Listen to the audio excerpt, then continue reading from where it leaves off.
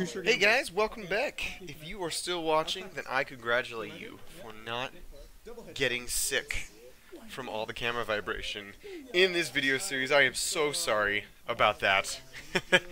I did not realize why it's so important to have a tripod that's not on the table.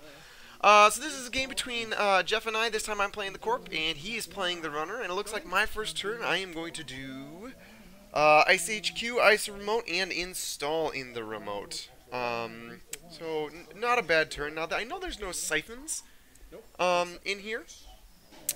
But I think I'm pretty sure I have an agenda in hand. So his first action, he's actually just going to run R&D, and I'm pretty sure what he sees there is a Yanis.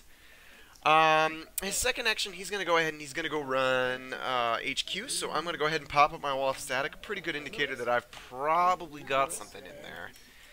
Third action, he's going to go run the remote. I choose not to res the ice, and he reveals inside the Adonis campaign that I had installed, and he's going to go trash that for all of his money. And, oh, shoot, and then, I don't know if he took his last action yet.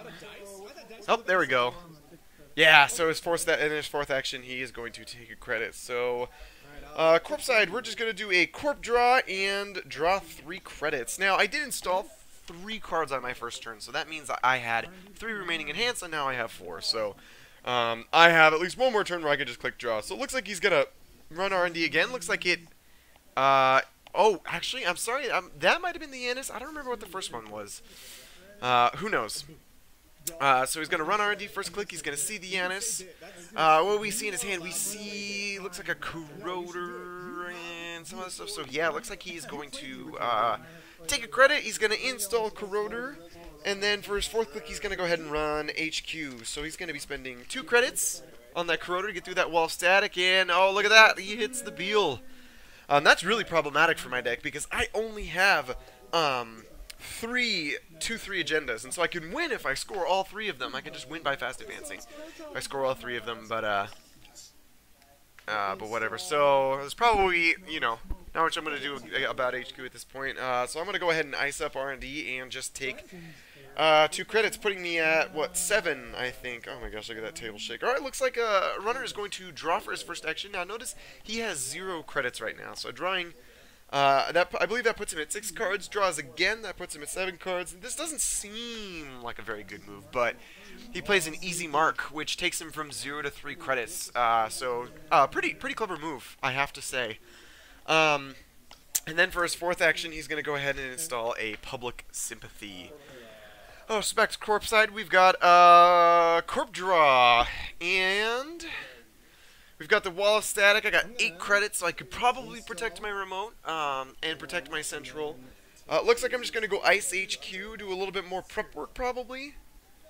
And then I'm going to lose a credit, and then I'm gonna take 2 again. So it looks like Runner side, he's going to draw, and he's going to draw twice. Yeah, all right. And then he's going to go ahead and drop the Armitage Code Busting with his 1 remaining credit from that easy mark. And... now he's sitting at 0 credits again. Now he just drew twice, and he's going to draw a 3rd one as well. So he's got quite a few cards, but he has that Public Sympathy, so he's good to go. So yeah, a lot of cards in hand, no credits. So back to the Corp side, I am actually just going to take 3 credits.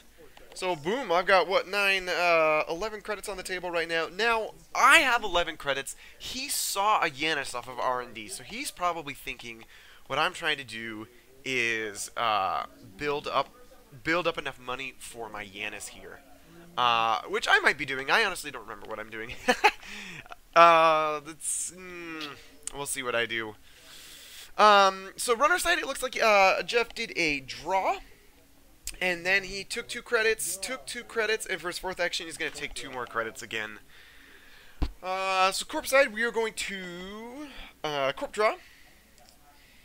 And I'm sitting at 11 credits now. I mean, that's enough to score a 5-pointer, a 5 for 3, and res a 5-cost ice, and be okay. It looks like I'm going to ice my remote again.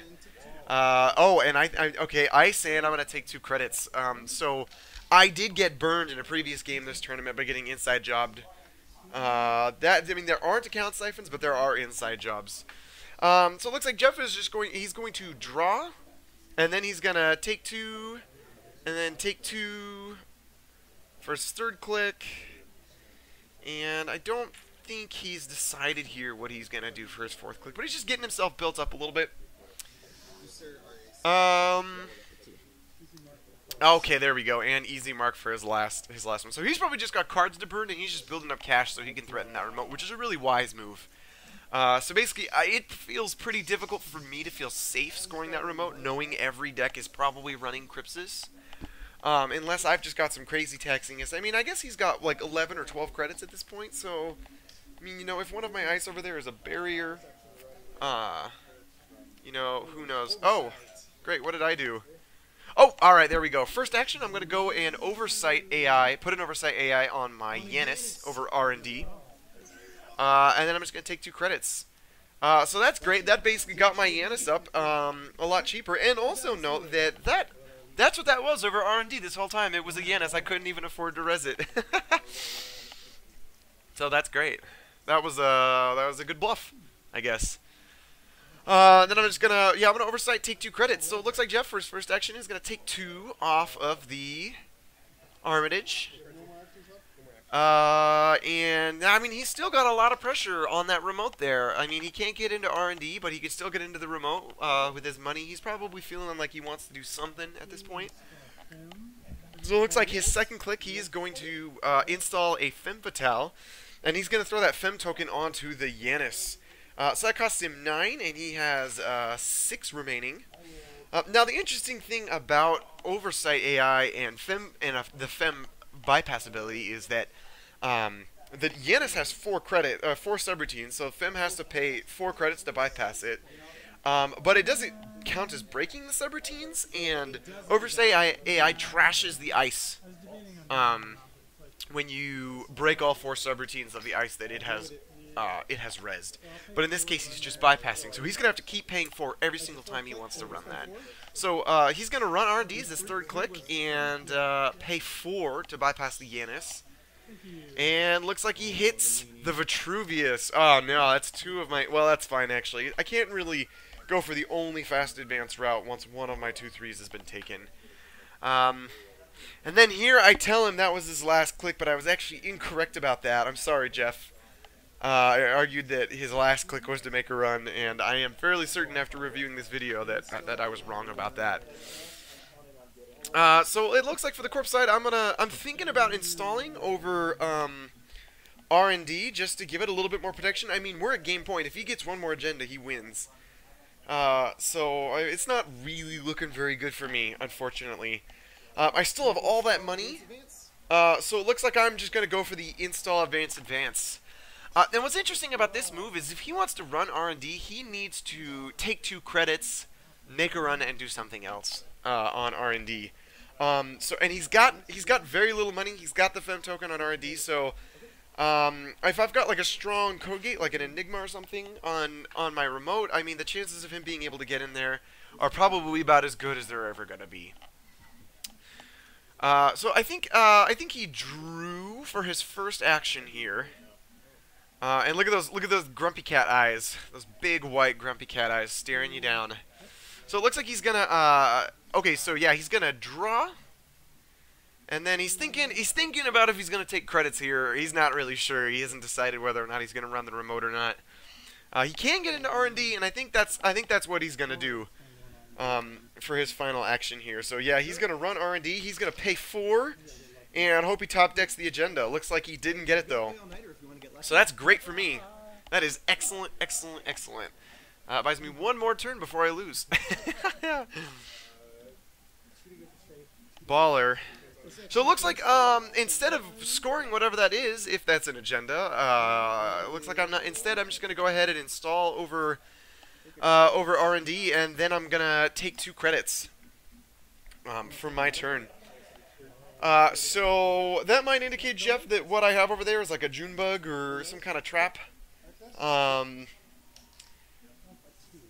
Who knows? Or what it is it's a priority requisition, and I'm just trying to lay down a good piece of ice to res with it. Jeff is actually in a worse position now than he was last turn, so I feel just as safe leaving it there as I did the turn before.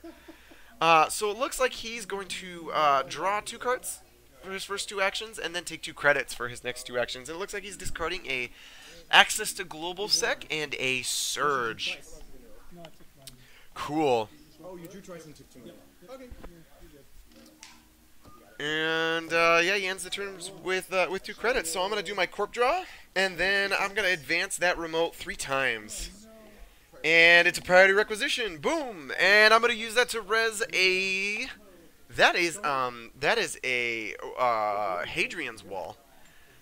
So that is what I was doing. I was just putting out a good piece of ice to res with my remote, and basically protecting myself from Jeff top decking the agenda on R&D. So it looks like Jeff for his turn, he's just going to take 4 credits actually. And for my turn, I am going to install in my remote and play Beanstalk Royalties. And what do we got for my last action here?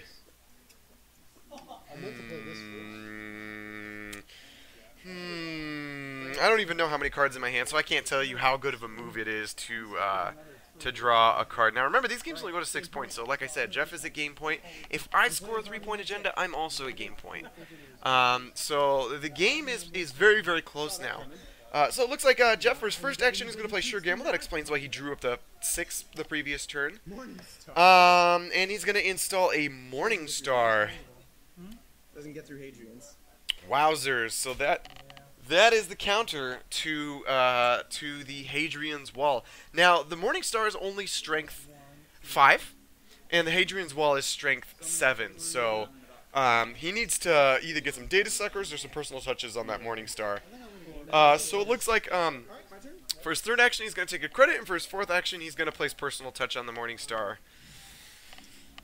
Not bad. So it looks like I am going to trash whatever it is I had in that remote. Clearly it wasn't an agenda. And I'm just going to install Advance.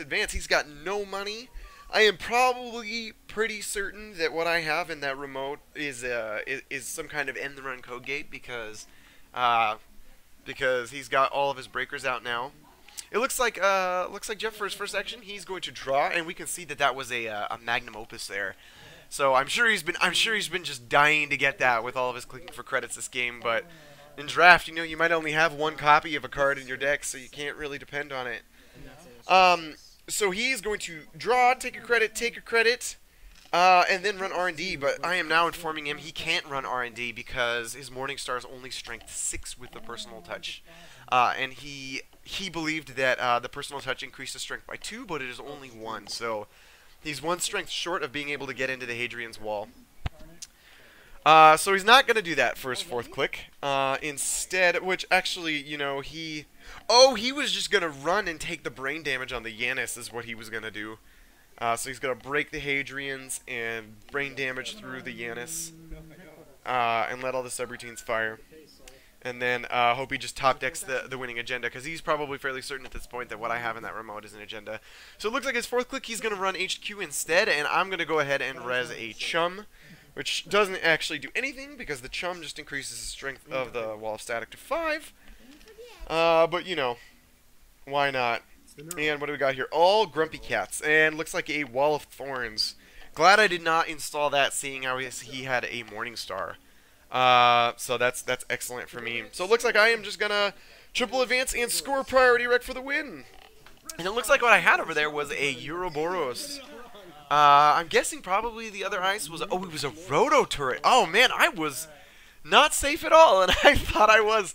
So that's interesting. Well, I guess he didn't have the money to get through both of those in 1 turn unless he easy marked. So yeah, there you go, guys. That was game 4 for me. Now, the first 2 games I'm not going to publish here, but I got 1 more that turned out okay on the quality. So I'm going to go ahead and publish that for you guys, and that was a game between me and JD. So I will see you there, and thanks for watching, guys. Regionals went till 3 a.m. Me versus Drew. Come on, Tim.